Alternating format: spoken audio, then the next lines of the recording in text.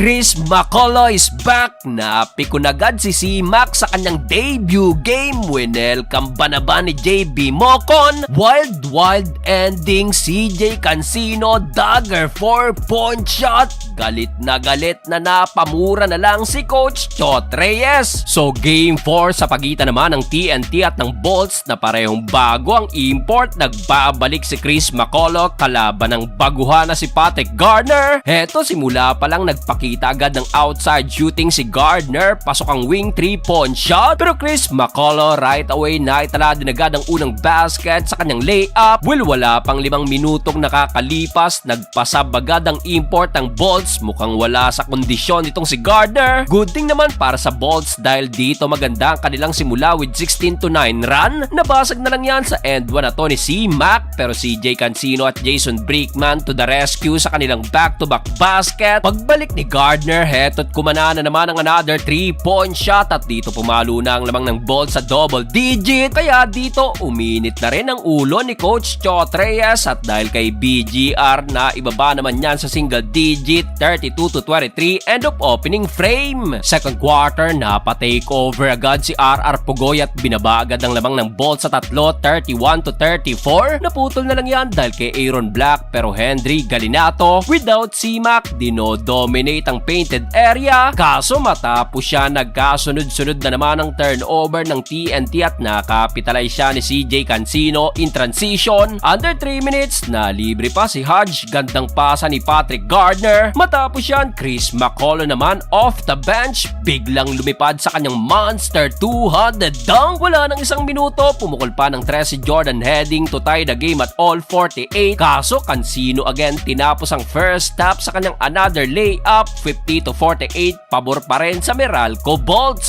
Start of the third quarter lumipad na naman si C-Mac. Sayang nga lang at di na kumpleto yan. So far halatang nangangapa pa si McCullough shooting 3 of 13 sa field. Hindi natin ine-expecto mas kagandahan pa ang pinapakita ni Gardner na mayroon ng double-double 15 points at 10 rebounds. Dito napikon pa si Chris McCullough. Abay winelcome pa naman ang depensang Marino ni JB Mocon. After nyan ginanahan tuloy si C-Mac at kumana ng end 1. Pati na sila ni RR Pugoy at under 4 minute mark. Sa tres na to ni Calvin Optana tumabla na ang TNT sa all 62. Hindi pa natapos dyan Chris McCullough kinuha pa ang lamang sa kanyang turnaround jumper. Yun nga lang sa dulo binawi din niya ng Bolts 73-71 end of third period. Fourth and final quarter na libre agad si Mocon sa kanyang layup. Kaso sinagot din agad dyan ang end 1 ni Jordan Heading. Will papiso-piso lang si Mocon. Heto libre na naman end 1 kontra kay C-Mac. Pinlexan pa ni Mocon si Chris McCullough. Matapos yan Patrick Gardner kumana pa ng top of the key 3-pointer at dito na magana naman ang lamang ng Bolts sa 9 points 80-89. Ganda ng pinapakita ni Mocon at Gardner. Heto pa connection ng dalawa na yan 80-91. Ang problema heto under 3 minutes graduate ang inabot ng import ng Bolts na si Patrick Gardner. Nagresulta pa yan sa minira ng TNT at sa tres na Tony Pugoy baba na lang yan sa tatlo 90-93. Kaso eto pamatay sunog under a minute mark. Pasok ang dagger 4-point shot ni CJ Cancino. After nyan eto pa JB Mocon na naman put